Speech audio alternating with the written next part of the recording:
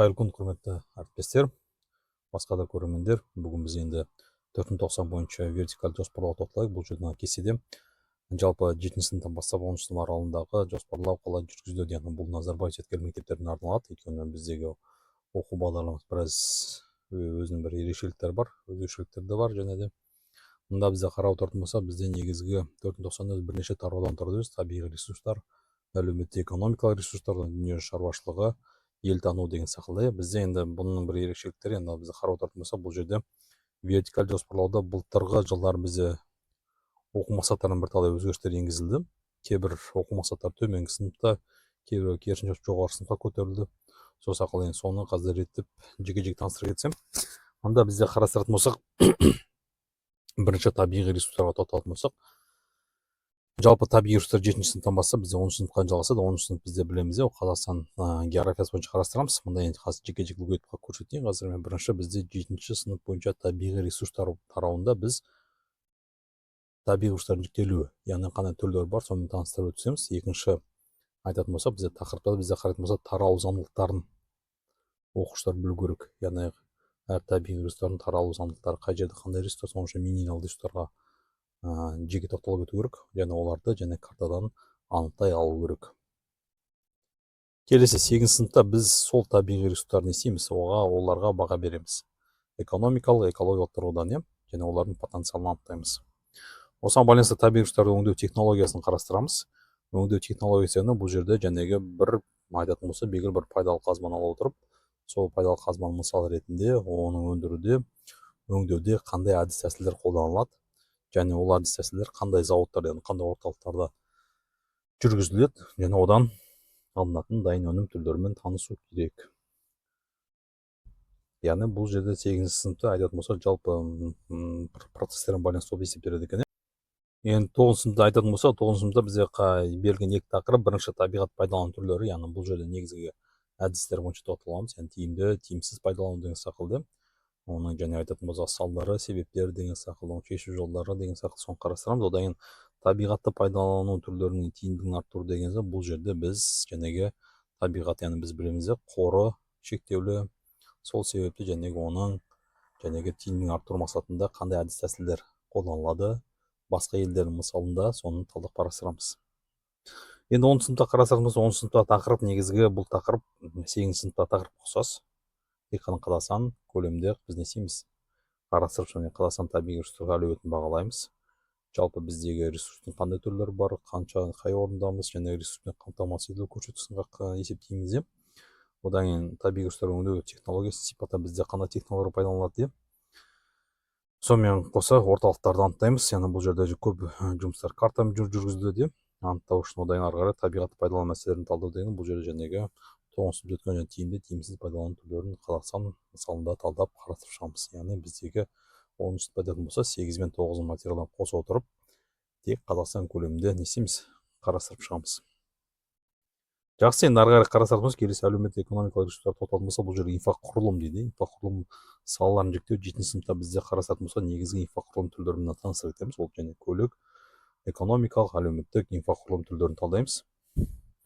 Одан кейін барып біз 8 сыныпта және көлік, әлеуметтік, экономикалық инфрақұрылым түрлерін біраз толыққанды зерттей бастаймыз. Бұл жерде тек қана инфрақұрылым бұл үшеуімен шектелмейміз, оның басқа да түрлерін ашып қарастырамыз, және олар маңыздылығына баға береміз, соны қарастырамыз. Одан 9 сыныпта бізде қарастыратын болса, тұрақты даму ұғымын түсіндіру. Тұрақты даму ұғымында бұл жерде оның жеке тарихымен таныстыру керек, қай кезде басталған, және оның концепциясы қалай жүргізілді. Соның ішінде және 17 тұрақты даму мақсаттарын қарастыру керек. Соның ішінде Қазақстанның тұрақты даму мақсатын қарастырса, ол да жақсы болады деп ойлаймын. Одан адам капиталының сапасының көрсеткіштері, бұл жерде айтатын болсақ, мұның құраушы бөліктері, және адам капиталы қалай есептелінеді, қалай анықталады, соның үшін адам даму индексін талдай кету керек елдер мысалында. Сол бойынша біз ақпаратты салып отырамыз, сабақтар бойынша көріп отырайық. Ары қарай мына жерде Қазақстан индустриялық инновациялық даму бағыттарын қарастыру керек, және Қазақстанның аймақтарын инфрақұрылымын талдау дейді. Яғни бұл айтатын болса Қазақстан көлемінде. Енді ары қарай дүние шаруашылық пен ел тану тақырыптар бойынша мен кейінірек алдыңғы сабақтарда енді көрсетейін. Бұл енді бастапқы және табиғи ресурстар мен әлеуметтік экономикалық сабақта біз игеріп алайық, одан кейін барып ары қарай келесі бөлімдерге көшеміз. Қайырлы күн, құрметті оқушылар, құрметті әріптестер, басқа да көрермендер, Геоглобус каналына қош келдіңіздер. Бүгін біз 8-ші сынып бойынша сабақ тақырыбын бастаймыз. 490 бойынша біздегі алғашқы тақырып енді негізгі тарау ол табиғи ресурстар бойынша. 7-ші сыныпта біз табиғи ресурстарын қарастырамыз. Ол жерде біз оның түрлері мен тарау заңдылықтарын талдағанбыз. Енді бүгінгі сабақта біз табиғи ресурстарды бағалаймыз. Бағалаудың бірнеше жолдарын қарастырамыз. Сонымен қатар сабақ мақсаттарына тоқталатын болсақ, бірінші бізде ол экономикалық, экология тұрғыдан бағалау табиғи ресурстарды. Екіншісі ол дүниежүзі аймақтардың табиғи ресурсқа әлеуетін аймақтар бойынша қарастырамыз. Қандай орталықтарда бізде жәнегі табиғи ресурстар жиі таралған, көп таралған. Енді біздегі бірінші сұрақ ол табиғи ресурстардың пайда болу көздеріне қарай біз оларды қалай жіктейміз. 7-ші сыныптағы еске түсірейік. Біздегі табиғи ресурстар қалыптасуына қарай біз оларды бірнеше топтарға бөліп талдағанбыз. Бірінші минералды ресурстар. Оларға кенді, кенсіз және жанғыш ресурстар жатады. Ары қарай климатты ресурстар, температура, ылғалдылық, ауа массалары, күн және жел энергиясы есептеледі. Су ресурстары, дегенде ол тұщы судың қоры жердің бетіндегі және жердің астындағы сулар болып есептеледі. Жер ресурстары, топырақ, яғни құнарлы, құнарсыз, ауыл шаруашылық жерлер, жайылымдық жерлер, шабындық жерлер деген секілді. Келесі орман қорының жерлері. Одан кейін биологиялық ресурстарға өсімдік әлемі ресурстары мен жануарлар дүниесінің ресурстары жатады. Енді жалпы бізде табиғи ресурстардың немесіне тоқталатын болсақ, ұғымына тоқталатын болсақ, бұл адамзаттың күн көрісі мен тіршілік етуіне қажетті заттар мен табиғатта кездесетін жаратылыс дүниелер. Яғни бұл жерде қойылатын сұрақ, мемлекет экономикасынан табиғи ресурстардың маңыздылығын түсіндір дейді. Не үшін мемлекет экономикасынан табиғи ресурстардың айтатын болса маңыздылығы өте үлкен, соның себебін түсіндіру керек. Енді жалпы бізде қарастыратын болсақ, Қазақстан мысалында қарастыратын болсақ, бізде ол экспорт көрсеткіші болып табылады. Яғни біз жәнегі мемлекеттегі бюджетті осы табиғи ресурстардың несінің арқасынан толтырып отырмыз. Мұнда бізде қарастыратын болсақ, Қазақстанның экспорты 2020 жылғы көрсеткіш бойынша 59,7, яғни былайша айтқанда 60 миллиардқа жуық ақш долларын құрайды екен. Соның ішінде бізде бірінші орында тұрған шикі мұнай болып есептеледі екен. Шикі мұнай деген айтамыз, біз шикізат күйінде сатамыз. Енді бізде қарастыратын болсақ, жалпы мемлекеттегі бюджетті қарастыратын болсақ, ол негізі екі түрде, екі бағадан бөлінеді. Бірінші кіріс көздері дейді, ол салықтың түрлері. Яғни салықтар бұл жерде бүкіл мемлекеттегі тұрғындардың төлейтін салықтары, кедендік баждар кетеді, мемлекеттік меншіктер, басқа да кіріс көздері, одан кейін акция мен облигациялар және шетелдік несие. Ал бізде болса мемлекеттік бюджетте отыратын кірістің көздері аталады. Екінші шығыстар дейді. Бұл жерде әлеуметтік қамтамасыздандыру, яғни мемлекеттегі төлемдер, жәрдемақылар деген секілді. Білім, денсаулық сақтау салаларына қаржы бөледі. Қорғаныс күштері үшін қаржы бөледі. Экономика салаларын дамыту үшін де оларға жаңағы қаржы бөледі. Мемлекеттік басқаруда, қорғаныс және басқа да әкімдерге бәріне қаражат бөледі. Одан сыртқы қарыздардың қалған немесінің бөліктерін өтей бастайды.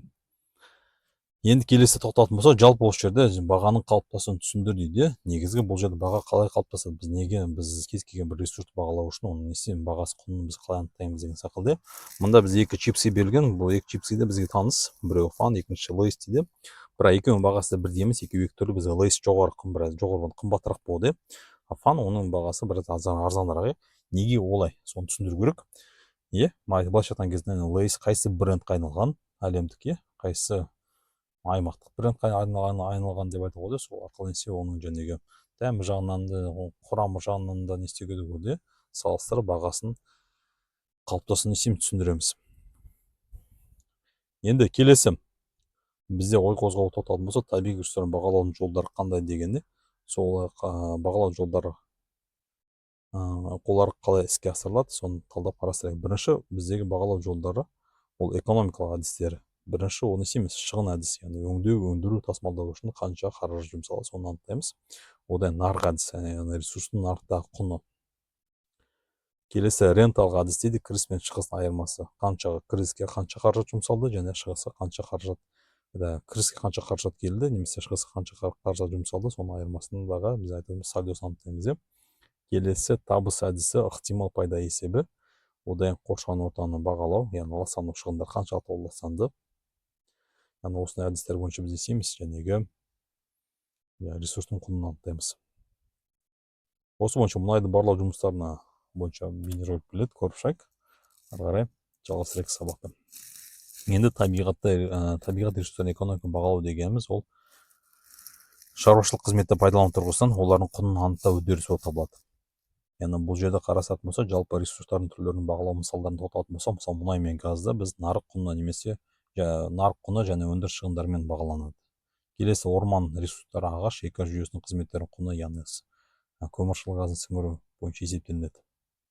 Су ресурстарын ауыз су, гидроэнергия және суару көздері ретінде ескеріледі. Жер ресурстарының құнарлылығы мен пайдалануға жарамдылығына қарай бағаланады. Яғни құрамында қарашіріктің мөлшері қалай деген секілді. Енді келесі бізде қарастырайық, ресурспен қамтамасыз ету. Мына жерде келесі бізде берілген анықтама ол табиғи ресурс қоры мен тұтыну қорының мөлшерінің арасындағы сандық қатынас. Яғни осы бойынша формулалар беріледі. Формуланың бірінші түрі. Яғни бұл жерде бізде құнның өге бөлінген қордың өндіріс мөлшеріне бөлеміз. Екінші формула бізде ресурстардың қорын біз несіміз халық санына бөлеміз. Яғни бұл жерде бірінші жағдайда бізде ресурс неше жылға жететінін анықтаймыз. Екінші жағдайда біз ресурстың адам жан басына шаққан кезіндегі мөлшерін анықтаймыз. Яғни осы пайдалана отырып біз есептеп шығарамыз. Яғни біздегі берілген есепті пайдалана отырып форма арқылы есептеп шығарамыз. Әлемдегі көмірдің қоры бойынша есептеп шығарамыз. Қанша жылға жететінін анықтау керек. Яғни сол форманы пайдалана отырып біз елдердің мысалында ресурспен қамтамасыз етуді есептеп шығамыз. Қазақстаннан бастап Алжирге дейін. Екінші формула бойынша тағы да мына берілген. Әлемнің мұнайдың қоры 98 миллиард тоннаны құрайтын болса, әлемде халық саны бізде 8,1 миллиард адамды құрайды. Яғни жан басына шаққан кезде мұнайдың мөлшерін біз анықтау керекпіз осы формула арқылы. Тура сол формуланы пайдалана отырып біз келесі елдегі мысалдар бойынша жан басына шаққан кезде ресурстың қамтамасыз ету мөлшерін анықтап шығамыз. Яғни бұл жерде халықтың мысалы қорды халық санына бөлеміз.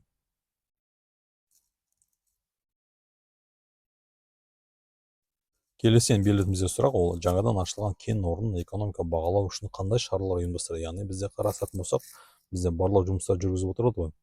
Яғни көбінесе геология саласында ол пайдаланылады. Яғни жаңа кен орнын ашқан кезінде қандай жүргізеді, соны қарастырайық. Бірінші экономика бағалау көрсеткіштерін біз қарастырамыз. Кен орнының көлемі, яғни жиынтық қоры, пайдалы қазбаның жатқан тереңдігін анықтайды. Одан ресурс сапасы мен құрылымы қасиетін ескереді. Одан ресурс шаруашылықта қолданылуы қаншалықты қолданылады, және аймақ үшін ресурстың маңыздылығын анықтайды. Және де ресурстың жылдық өндіру көлемі қандай екен. Осы тұстары бойынша бағалау көрсеткіштерін анықтап шығамыз. Келесі қарастыратын болса, бұл жерде оған қойылатын бағалау немесінің шкаласы кубинг бойынша бізде 0 деген ресурс жоқ, 1 балл деген жергілікті маңыздылығы бар ресурс, 2 балл деген аймақтық маңыздылығы бар ресурс болып табылады, 3 дегеніміз ұлттық маңыздылығы бар ресурс, 4 деген әлемдік маңыздылығы бар ресурс болып есептеледі екен. Ары қарай кеттік. Келесі картамен жұмыс істейді. Бұл жерде бізде атластағы ресурспен қамтамасыз ету картасын қолдана отырып төмендегі тапсырманы орындайды. Бұл 8 сыныптың атласында бар, соңғы бетінде орналасқан жасыл карта беріледі. Ресурспен қамтамасыз ету көрсеткіштері бойынша елдердің географиялық аймақтарын топтастыру керек. Өзі бірнеше топқа берілген, соны топтап қарастырамыз. Табиғи ресурстардың мол болуына әсер етуші факторлар анықтайды. Яғни не себептен су жәнегі аталған мемлекеттерде табиғи ресурстары өте мол болып есептеледі. Қандай факторға байланысты, соны анықтаймыз. Келесі, енді бұл жерде қарап отыратын болсақ, бақылаудың қандай түрі дейді. Және бізде тақырып болды, табиғи ресурстардың бағалаудың 2 түрі болды. және экономикалық тұрғыдан біз қарастырып кеткен мына суретті қарап отырып, біз оның экологиялық тұрғыдан біз бағалау керекпіз. Енді табиғат ресурстарын экология бағалау дегеніміз ол табиғи ресурстарын пайдалану қоршаған ортаға әсерін талдау және оның бағалау үдерісі болып табылады.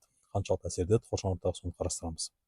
Келесі, дүниежүзілік физика картасы қолдана отырып таратылған материалда тапсырма орындау керек. Дүниежүзілік мұхит суын ластаған географиялық аймақтар анықтайды дейді. Физикалық карта дүниежүзілік физика картасы арқылы ластаушы өзендердің тізімін құрастыру керек. Келесі сайттарда бізде ластанудың жоғары аймағының картаны анықтап, себептерін түсіндіреміз. Яғни келесі сайтта бізде берілген неме бойынша карта бойынша жұмыс жасаймыз. Мына жерде карта беріледі. мына картаны қолдану үшін бізге және физикалық картаны ашамыз да несі мына сұрақта үш сұраққа жауап беру. Бірінші, бізде берілген ластаған географиялық аймақтар танытта деген қызыл болған аймақтарды атап шыға беруге. Мысалы, оңтүстік шығыс Азия деген сақылды, Африканың қай бөліктері және оңтүстік Американың қай бөліктері болып есептеледі. Латын Америкасы бойынша, Еуропа грамма деген сақылды. Сол бойынша екінші сұрақ бойынша дүниежүзінің физикалық картасы арқылы осы жерде айтатын болсақ, қандай өзендер сағалар өзендер орналасқан, соны саға сағып жатыр, соны анықтау керекпіз. Яғни сол өзендер бізде несі ластаушы көздер болып табылады, мұхит суының. Ластанудың жоғары аймақтарын анықтаймыз да, себептен айту керек, не себептен ол аймақ ластанған болып есептеледі. Ластану көзі бойынша қарастырамыз. Келесі енді бізде ресурспен жұмыс істейді. Ресурспен жұмыс мына сюжет бізде берген. Мына сюжетті қарайтын болсақ, бұл жердегі жәнегі мұхиттағы, айтатын дүниежүзілік мұхиттағы пластикпен ластану. Соны қарастырамыз. Берілген диаграммамызға сипаттау керек. Яғни әр елдің үлесін анықтау керек. Қаншалықты деңгейде ластаған үлесі бар пластикпен. Келесі дүниежүзінің мұхитының пластикпен ластану себептері анықтау. Не себептен бұл, яғни айтатын болсақ, пластикпен ластану жүргізіліп жатыр. Және де осының үшін қараудан соң бірінші орында тұрамыз. Филиппин мемлекеті екен. Ластанудағы үлесінің жоғары болу себебін анықтау керек. Филиппин мемлекеті неге олайша көп ластайды екен бізде? Келесі енді табиғи ресурстарын бағалаудың түрлерін тоқталатын болсақ, және экология критерийін қарастыратын болсақ, бірінші ол ресурстың сарқылуына қарасты біз бағалаймыз. Екінші, қалпына келтіру жылдамдығы, тез, баяу қалпына келе ме деген сақылды. Одан экожүйелерге әсері, аумақтың экологиялық сыйымдылығы, және де экожүйенің қызметтері, ауа, суды тазарту, эрозиядан қорғау деген сақылды. Келесі сұрақ, бізде дүниежүзінің табиғи ресурстары таралу біркелкі ме, әлде тұтыну біркелкі? Дүниежүзінде табиғи ресурстардың таралуы мен тұтыну біркелкі ме деген сұрақ туындайды. Яғни тұтыну қалай, таралу қалай? Сол сұраққа неміз себептен қарастырамыз. Келесі сайттағы картасыға көз жүгіртетін болсақ, негізгі мына бізде үш орталық берілген. Бірінші орталық ол бізде жәнегі солтүстік Америка, оны ақш пен Канада жатады. Одан кейін Европа мемлекеттері, одан кейін Азиядағы және Жапония мемлекеті қарастырылған. Біздегі бұл әлемдегі үш орталық болып есептеледі, экономика орталықтары. Бұның барлығын үшеуін қосқан кезде бұлар 70% құрайды. Неме 70%? Ол халықтың айтатын болса, бұл ресурстың тұтынудың көлемі, яғни 70% бүкіл әлемдегі табиғи ресурстар осы үш орталық тұтынады. Бұндағы халықтың үлесі 6% ғана. Сонда дамушы елдерде 60% халық тек қана 15% ресурстарды тұтынады. Яғни айтатын болсақ, бұлардың айтатын болсақ, не себептен бұлар жоғары тұтынады, соның себептерін түсіндіре кету керек. Неге ақш-та, Европада және Жапония мемлекетінде ресурстарды тұтыну мөлшері өте жоғары болып есептеледі. Соны түсіндіреміз. Келесі табиғи ресурстар әлеуетке тоқталатын болса, анықтамасы бұл ғылыми техникалық прогрессінің жетістіктерін ескере отырып, экономикада пайдалануға болатын аймақтың ресурстарының жиынтығы болып есептеледі. Енді осыған байланысты қарастыратын болсақ, Қазақстанға біраз баға беретін болсақ, Қазақстандағы минерал ресурстарының бағасы ол және бүкіл немесе құны ол 10 триллион ақш долларын құрайды. Соның ішінде бізде айтатын болсақ, Менделеев кестесінде 99 элементі келеді. Әлемдік пайдалы қазбалардың 20% бізде шоғырланған. Яғни соның арқасында біз табиғи ресурстар бойынша 6-шы орында тұрмыз тізімде. Енді оның жәнегі сандық көрсеткіштерін қарайтын болса, мына жердегі рейтинг танытуда әлем бойынша және ТМД елдері арасында біз жәнегі негізгі бастапқы пайдалы қазбалар бойынша қандай орында тұрғанды көруге болады. Келесі картамен жұмыс істейді. Келесі сайттарда табиғи ресурстар бойынша карта сызбалар беріледі. Тапсырмаларда карта таратпа материалда орындау керек. Бірінші мұнай қоры бойынша, екінші жер ресурсы бойынша, одан су қоры бойынша, одан орман қоры бойынша дейді. Мұндағы айтатын болсақ, ол тапсырмаларды бізде не істеу керек? Сұрақтар берілген таратпа материалдар. Сол сұрақтар бойынша не істейміз? Жәнегі таралу бойынша не істейміз? Анықтап шығамыз. Шартты белгілер пайдалана тұрып. Мысалы, жерде бізде әлемдік мұнай қоры бойынша барлықтар есептелген. Жәнегі сандық көрсеткіш қайсы жоғарғы, орта, төмен деңгей бойынша әр мемлекеттер анықтап шығамыз, қандай мемлекетте қанша баррельде орналасқан. Әр немеге көрсеткішті бір 5 мемлекеттен жазып шығамыз. Тура сол сақылды әлемдегі су қоры бойынша, мысалы су қоры көп елдер бойынша қай елдер? Топ 5 ел жазамыз, одан су қоры жеткіліксіз елдер жазамыз, 5-еу, одан кейін су қорының тапшы елдер жазып шығамыз, тағы 5 мемлекет. Оның мемлекеттер анықтау үшін бұған қосымша Қазақстан әлемнің саяси картасын пайдаландар. Ары қарай, мына жерде бізде ауыл шаруашылық жерлерінің үлесі, яғни жарамды жерлерінің бойынша тағы да қарастырып, және әр деңгейге 3-4 мемлекеттен жазып шығамыз. Саяси картаны анықтап. Мына жерде орман ресурстары қорлары, яғни бұл жерлерде қандай мемлекеттер орналасқан, соны анықтаймыз. Келесі енді табиғи ресурстардың дүниежүзінің табиғи ресурстар аймақтық бағалауын тоқталатын болса, бұл жерде кесте беріледі. Кесте көз жүгіртетін болса, мысалы әр география аймақтарда қандай табиғи ресурстардың кемшіліктері бар, әлеуеті бар. Сонымен не істейік, таныса кетейік. Бірінші, Солтүстік Америка дейді. Артықшылықтар мұнайдың ең үлкен қоры, көмір, газ, құнарлы жерлер, ормандарға бай болып келеді. Кемшіліктер топырақтың деградациясы, ағаш кесу мен судың ластануы. Әлеуеті деген, яғни дамыған экономика ресурстарды тиімді пайдалану мүмкіндік береді.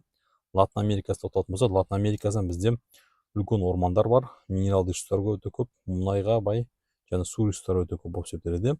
Кемшіліктер ормандардың кесілуі, өзендердің ластануы. Әлеуеті, яғни потенциалы, экотуризмді, орман шаруашылығын, тау-кен өнеркәсібін дамытуға болады. Европада бай гидроэнергетика ресурстарға бай болып есептеледі, құнарлы жерлер өте көп.